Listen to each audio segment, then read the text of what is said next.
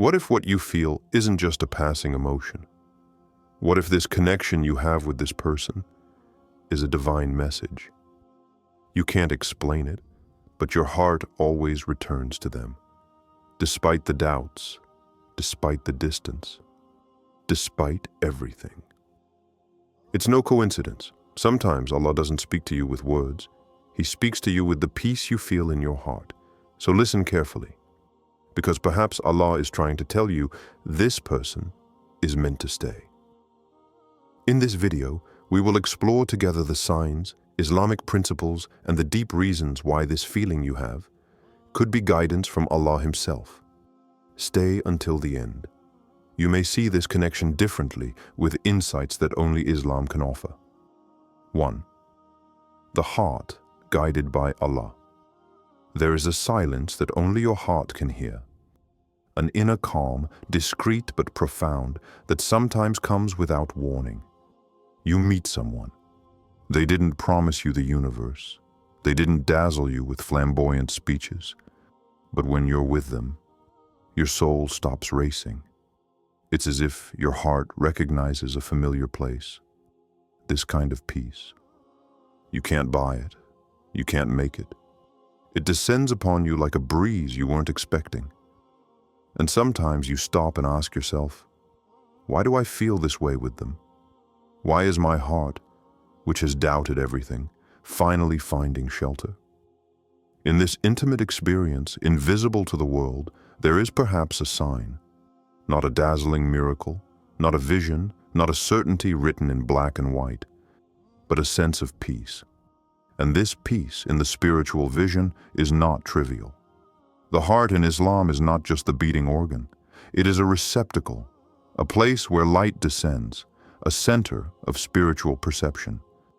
What you feel there isn't always emotion or illusion. Sometimes it's guidance. There are people who pass through our lives and leave only memories. And then there are others. Their presence changes the atmosphere of your inner world. Without explanation, without clear logic. Simply, when they're there, it's as if life becomes easier to breathe. As if your soul is saying, you can stay here. This kind of connection is rare, and often we try to rationalize it. We say to ourselves, no, I'm imagining things. This isn't real. But the heart, when connected to the right source, doesn't lie. It doesn't seek possession or need. It only recognizes the light when it appears.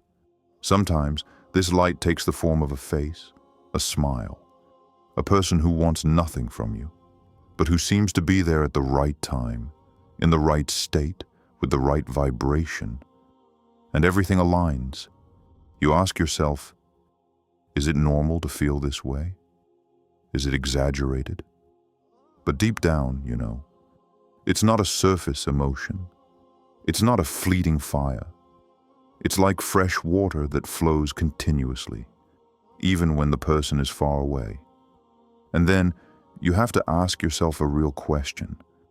What if this connection wasn't created by me? What if it wasn't just an attraction or an attachment? What if it was a response, a mercy placed in my life?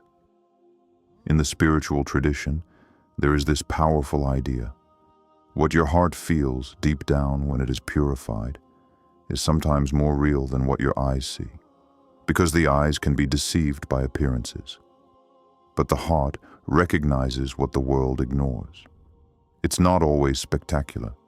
It's not a Hollywood love at first sight. It's something calm, almost silent, but it transforms everything about you. And that's when you understand. Some people don't come to complete your life. They come to realign your heart with something greater than yourself. And maybe that person isn't there to fill a void.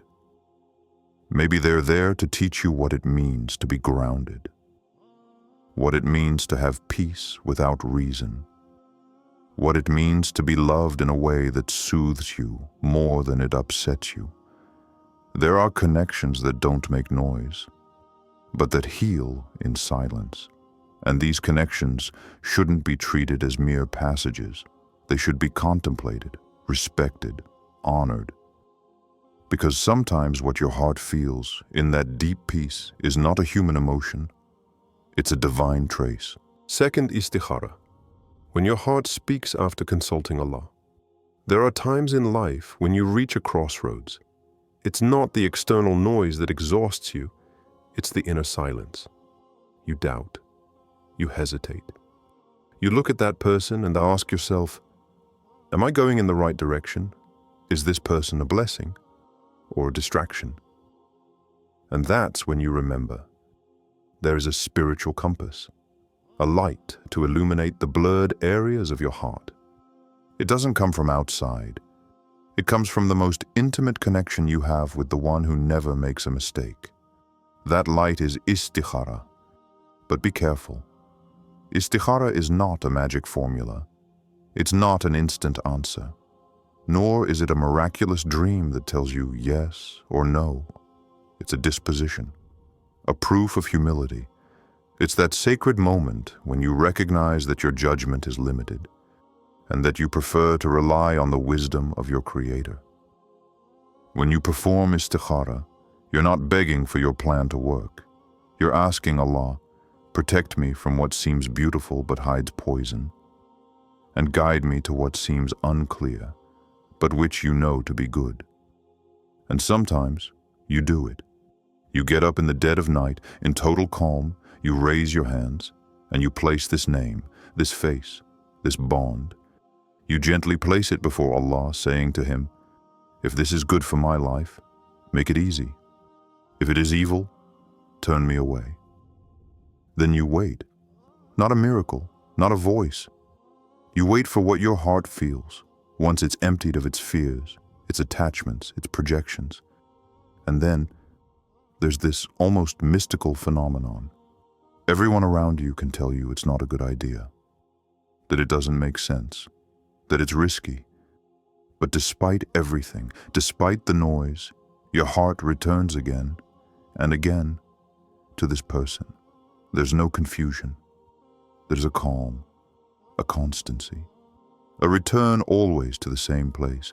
It's as if, despite the storms, something inside you remains anchored. And then you have to be honest with yourself.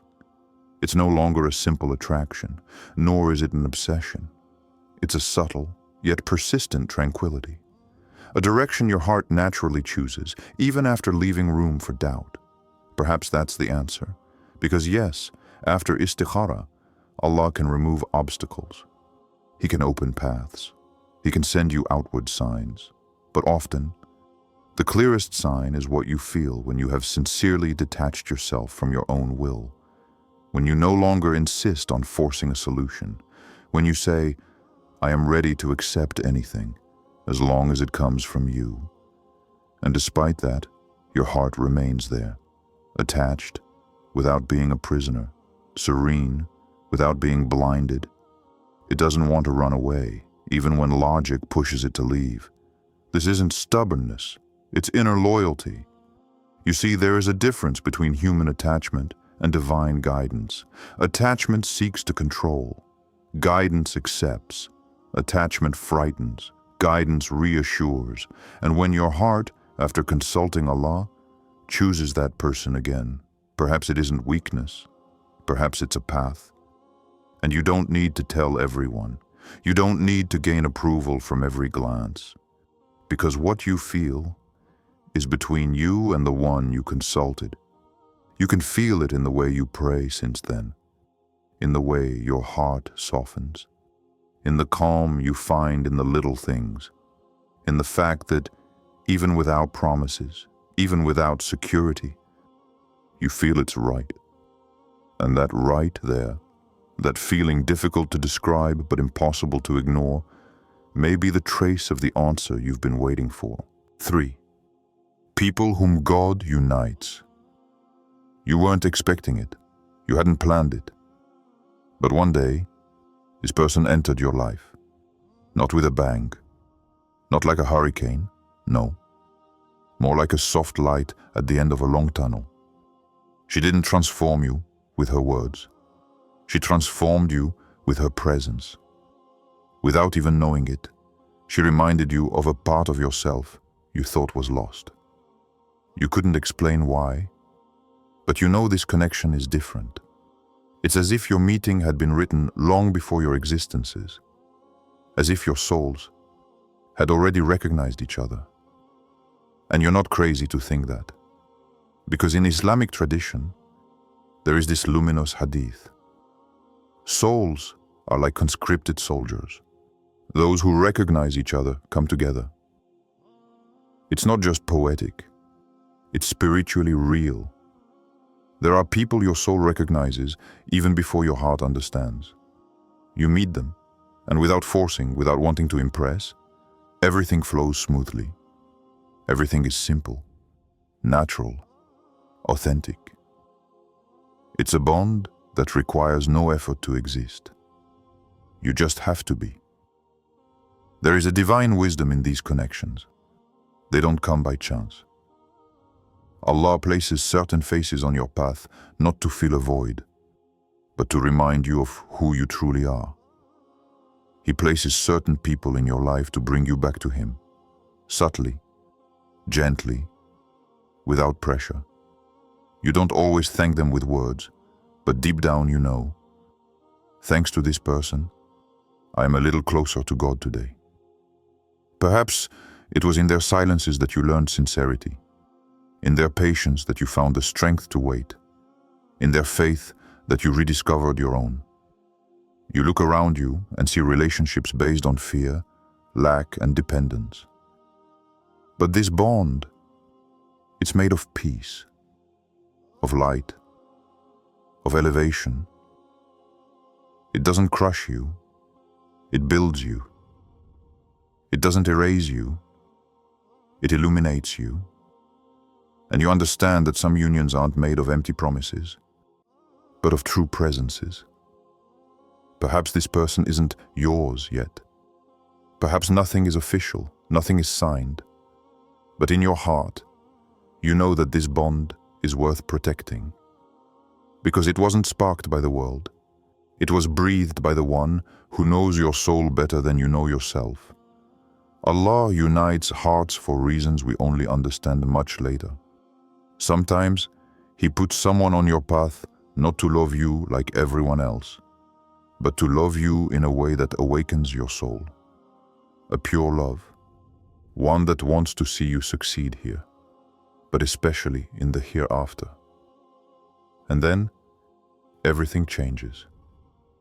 It's no longer just a feeling. It's a reminder. A reminder that you are not alone. A reminder that true love doesn't need noise. It needs intention, sincerity, and God at the center. And when you see that person, you don't just see a human being, you see a mirror. You see what you could become if you remained faithful to your inner light. You see a companion on your journey, not just in life, but in faith. There are people who enter your life as a test, and others who enter as proof that Allah's mercy can also take human form. Those, don't let them go lightly. 4. Love in the balance of Allah. There is a love that the world does not understand, a discreet love, silent, without pomp, not the kind that seeks admiration, likes, or glances, but the kind that, in the intimacy of the heart, seeks Allah's pleasure. This love makes no noise, but it weighs heavily, very heavily, in the divine balance. Islam does not reject love. It does not humiliate it. It elevates it, provided it is built on faith, modesty, and sincerity. Love is not a weakness when it is pure. It is worship when it is directed toward Allah before being directed toward others. The Prophet, peace be upon him, said, "Among the 7 people whom Allah will shade under His shade, there are 2 people who loved each other for the sake of Allah, not loved to escape from emptiness, not loved to fill a void, loved for the sake of Allah." This hadith is a silent revolution. It changes the way we understand relationships. You are no longer in a situation of temporary attraction. You are in a spiritual alliance. That is why, when you meet someone and, without games, without masks, without manipulation, you feel that this connection is rooted in healthy things, modesty, honesty, remembrance of Allah, then know that it is not an illusion. Perhaps it is a love that the throne is watching. And if your heart is sincere, you know that this connection is not nourished by grandiloquent promises. It feeds on whispered prayers, on downcast gazes, on patience, on control, on clear intentions. It feeds on the fact that you want to please Allah through this person, and not please yourself through them. You see, this kind of love doesn't consume you. It builds you up. It doesn't distance you from God. It brings you closer to Him. It doesn't exhaust you. It straightens you out. It elevates you. But here's the thing. This love is tested by doubts, by the gaze of others, by society's distorted expectations. And you may begin to doubt, thinking, is this really serious? Is it spiritual or just emotional? But observe the fruits. Observe what this connection produces in you. Are you becoming a better person? Are you returning to Allah more often? Is your heart more peaceful, more aligned, more truthful? Then hold on. Because if Allah placed this connection with pure intention, perhaps it's so that He can take you where your faith grows, where your soul expands, where your love becomes an act of worship. It's no longer just about feeling. It's about holding on when it's difficult, holding on when fear assails you, holding on when everything seems unclear, but deep down, your heart knows. Yes, your connection may be judged by people, but it will be weighed by Allah. And that's when everything changes. Because it's not the world you want to convince, it's Allah you want to please. And if this love helps you preserve yourself, elevate yourself, pray more forcefully, wait with more dignity, then don't trivialize it, protect it, purify it, and entrust it to the one who placed it in your heart. 5. When leaving becomes disobedience, there are decisions we make, and we believe them to be wise. We say it's out of prudence, out of wisdom, out of maturity. But sometimes what we call wisdom is actually an escape, and what we call prudence is actually poorly disguised fear. Sometimes you come face to face with a connection, a person, a presence that brings you a peace that no one else has ever offered you. A peace that doesn't shout, that doesn't impose itself, but that dwells in your heart with an almost divine tranquility. You didn't seek it, you didn't plan it, but it's there. And your heart, from the beginning, has known it. Not because you want to believe it, but because every time you turn to Allah to see things more clearly, peace returns, clarity settles in, calm surrounds you. But despite everything, you think about leaving. Why? Because of others? Because of your mind that wants to control everything? Because of that voice inside you that says it's too good to be true? So you struggle, you hesitate, you distance yourself, and sometimes you cut everything off. You sabotage, you block, you run away, and you call it moving forward. But deep down, something inside you breaks, not because you've lost someone, but because you've closed a door that perhaps Allah had opened. And then the question becomes serious. What if leaving, in this case, became neglecting a ni'mah, blessing? Because sometimes running away from a blessed bond isn't lucidity.